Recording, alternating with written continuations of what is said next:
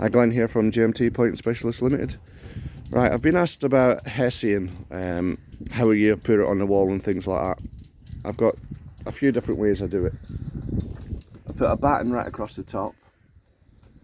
This is getting fascias put on it, so I'm alright to screw into that.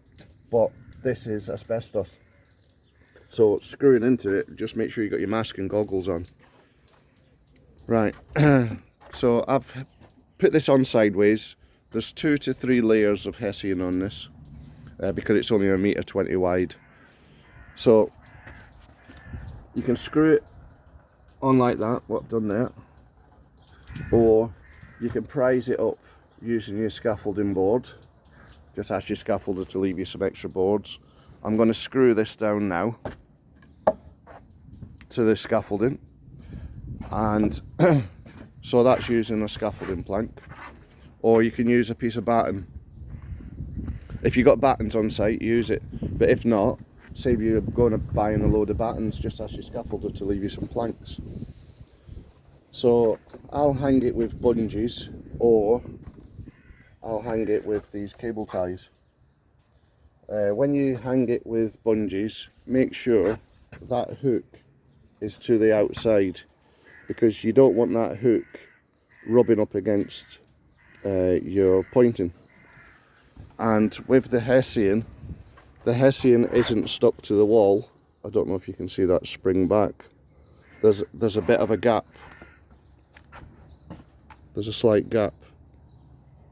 Don't know if you can see it move, but I'm pushing that against the wall,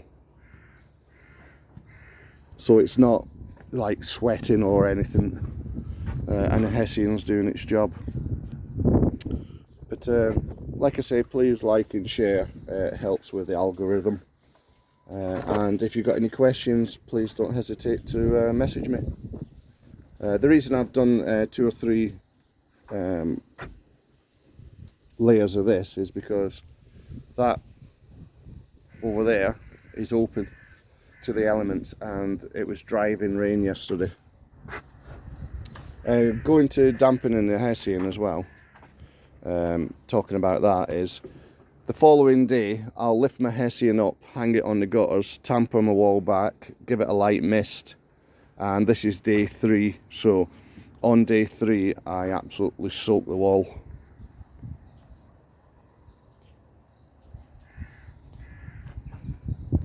So that's the way I do it. But if you've got any questions, please give me a message. Thank you.